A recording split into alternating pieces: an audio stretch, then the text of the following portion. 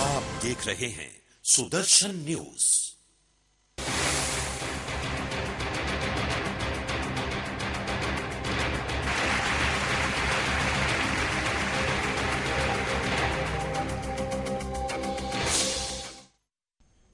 नमस्कार, आप देख रहे हैं हमारी खास पेशकश। मैं हूं आपके साथ शुभ्रा सुमन। तालकटोरा स्टेडियम में बीजेपी की 3 दिन की बैठक आज खत्म हो गई है। बैठक में तीनों दिन नरेंद्र मोदी छाए रहे। पहले 2 दिन जब राजनाथ सिंह स्टेज पर भाषण देने आए तो मोदी की जमकर तारीफ की। सिर्फ राजनाथ सिंह ही क्यों, बीजेपी के बाकी नेताओं ने भी मोदी का जमकर गुणगान किया। राजनाथ सिंह ने गुजरात की तारीफ की, मोदी की तारीफ की, उन्हें माला पहनाकर उनका अभिवादन किया और देखने में ऐसा जाहिर हो रहा था कि मोदी का कद पार्टी में बहुत बढ़ गया है। आने वाले समय में यह तो साफ हो गया है कि मोदी को प्रधानमंत्री पद की उम्मीदवारी दी जाएगी। लेकिन फिलहाल जब आज नरेंद्र मोदी भाषण देने वाले थे, सबकी निगाहें टिकी हुई थी कि आखिर क्या बोलेंगे ऐसे मौके पर नरेंद्र मोदी। जब मोदी बोलने आए तो अपने ही अंदाज में, बिंदास अंदाज में मोदी ने बोलना शुरू किया। कांग्रेस की जमकर खिंचाई की मोदी ने और साथ ही यह साफ कर दिया कि 2014 में होने वाले लोकसभा चुनाव के लिए मोदी पूरी तरह तैयार है।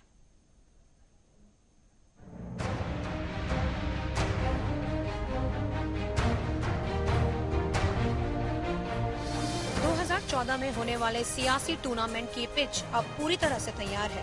भाजपा की तरफ से ओपनिंग के लिए नरेंद्र मोदी को उतारे जाने की पूरी संभावना है। मुख्य विपक्षी टीम कांग्रेस भी पिच पर अपने महारथी खिलाड़ियों के प्रदर्शन को लेकर पूरी तरह से सतर्क है। कांग्रेस की कोशिश रहेगी कि गुगली डालकर मोदी को बगैर खाता खोले ही बैक टू पवेलियन कर दिया जाए। मगर मोदी के पिछले रिकॉर्डों को देखकर तो यही लगता है गुजरात में स्टेट चैंपियन रहे मोदी इस बार नेशनल लेवल पर भी नया कीर्तिमान बनाकर ही दम लेंगे।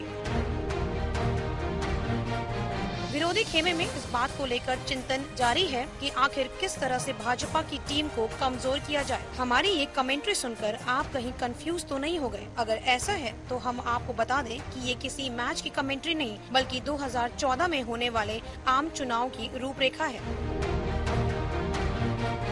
राजधानी दिल्ली के तालकटोरा स्टेडियम में चल रही भाजपा राष्ट्रीय कार्यकारिणी की बैठक में जिस तरह से नरेंद्र मोदी की तारीफों के पुल बांधे जा रहे हैं, उसे देखकर तो यही लगता है कि जल्द ही भाजपा मोदी को अपना खेवनहार बनाने जा रही है। पार्टी के राष्ट्रीय अध्यक्ष से लेकर जमीनी कार्यकर्ता भी मोदी को लेकर खासे उत्साहित हैं। मोदी ने भी जब मंच से बोलना शुरू किया तो उनकी आवाज में गुजरात की राजनीति की झलक नहीं बल्कि दिल्ली की दस्तक सुनाई दी। मोदी ने गुजरात में मिली जीत का पूरा श्रेय पार्टी के शीर्ष नेतृत्व को देकर इस बात की पुष्टि कर दी कि वो भाजपा के एक समर्पित कार्यकर्ता हैं।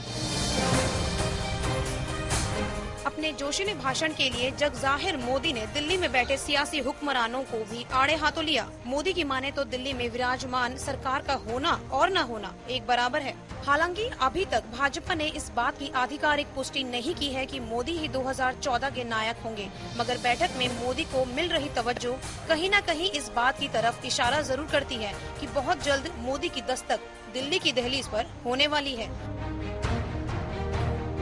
सुदर्शन न्यूज के लिए राकेश रंजन की रिपोर्ट।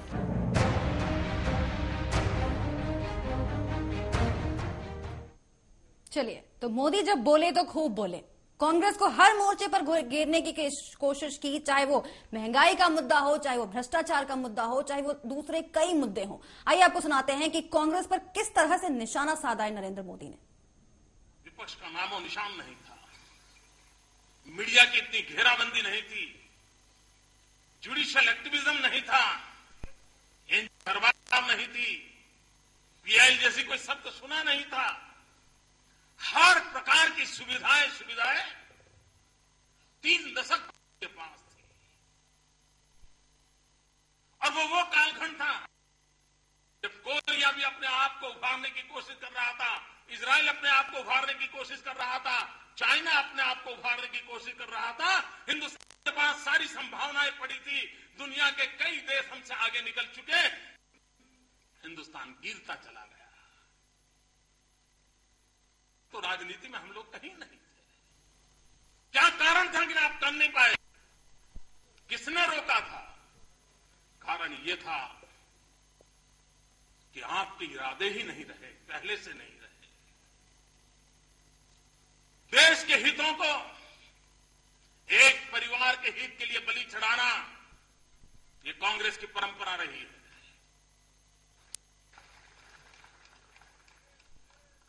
और न सिर्फ देश के हितों को, कांग्रेस के हितों को भी एक परिवार के लिए बलि चढ़ाना, ये इस परिवार की और इस कांग्रेस की परंपरा। चलिए, तो बोले तो खुलकर बोले नरेंद्र मोदी, कांग्रेस पर तो निशाना साधा ही, साथ ही उस परिवार पर भी निशाना साधा जिसके इर्द गिर्द कांग्रेस की राजनीति घूमती है। साफ तौर पर कहा कि कांग्रेस देश हित से ज्यादा उस परिवार के हित पर ध्यान लगाती है। और साथ ही यहां पर नरेंद्र मोदी ने गुगली भी खेली है। उन्होंने साफ तौर पर कहा कि अगर कांग्रेस चाहती तो योग्य उम्मीदवार प्रधानमंत्री के लिए दे सकती थी देश को, लेकिन मनमोहन सिंह को वहां पर प्रधानमंत्री बनाया गया और प्रणब मुखर्जी को प्रधानमंत्री ना बना के कांग्रेस ने एक चाल चली। कांग्रेस पार्टी को भूतकाल में देश को योग्य प्रधानमंत्री देने का सामर्थ्य नहीं था, लेकिन वो देना चाहते नहीं थे। आज भी मुझे लगता है मित्रों, मैं नहीं जानता हूं मेरी पार्टी के सबके विचार, लेकिन मुझे लगता है काश मनमोहन सिंह जगह पर अगर प्रणब मुखर्जी को प्रधानमंत्री शायद बनाए होते तो शायद इतनी बर्बादी नहीं हुई होती, क्योंकि वो जमीन से जुड़े इंसान थे। चलिए, तो प्रणब मुखर्जी को जमीन से जुड़ा हुआ इंसान बताया है। साफ तौर पर कहा है कि मनमोहन सिंह को बनाकर कांग्रेस ने गलती की और यही वजह थी कि प्रणब मुखर्जी आज राष्ट्रपति हैं और मनमोहन सिंह देश के लिए अच्छा काम नहीं कर रहे हैं। यहां पर कांग्रेस पर निशाना साधा और यहां तक कह गए नरेंद्र मोदी कि कांग्रेस देश के लिए दीमक की तरह है और बीजेपी दवाई की तरह है। एक ही दवाई काम आने वाली है दोस्त। कांग्रेस रूपी दीमक को अगर हिंदुस्तान की धरती से नष्ट करना है तो उत्तम से उत्तम दवाई है भारतीय जनता पार्टी के कार्यकर्ताओं का पसीना। भारतीय जनता पार्टी के कार्यकर्ता जिन्हें वो दम है, जो दम देश को कांग्रेस रूपी दीमक से मुक्ति दिला सकता है। भाइयों बहनों, कभी कभी टीवी, मीडिया, अखबार देख करके हमें निराशा आती होगी। चलिए, तो साफ तौर पर घोषणा कर रहे हैं नरेंद्र मोदी की 2014 में जो लोकसभा के चुनाव होने वाले हैं उसके लिए बीजेपी तैयार है, उसके लिए नरेंद्र मोदी तैयार हैं। साफ तौर पर कहा कि गुजरात में जो सफलता मिली है बीजेपी को, उसका श्रेय सिर्फ गुजरात में नरेंद्र मोदी को नहीं जाता बल्कि पूरी पार्टी को जाता है। तो कुल मिलाकर ये साफ कर दिया है कि प्रधानमंत्री पद की उम्मीदवारी उन्हें दी जाएगी आने वाले भविष्य में और वो इसके लिए पूरी तरह तैयार है। ये विजय भारतीय जनता पार्टी के लाखों कार्यकर्ताओं के अहर्निश एकनिष्ठ पुरुषार्थ का परिणाम है। चलिए, तो नरेंद्र मोदी ने आज अपने ही अंदाज में कांग्रेस की खूब खिंचाई की है और ये भी साबित कर दिया है कि 2014 के लिए वो तैयार है, उनकी पार्टी भी तैयार है। हम चर्चा करेंगे, हम आपको और भी बयान सुनाएंगे और ये भी दिखाएंगे कि कांग्रेस पार्टी नरेंद्र मोदी के इस भाषण के बाद किस तरह से बौखलाहट में आ गई और कैसे बयानबाजी कर रही है। रुक रहे एक ब्रेक के लिए, आप बने रहिए हमारे साथ।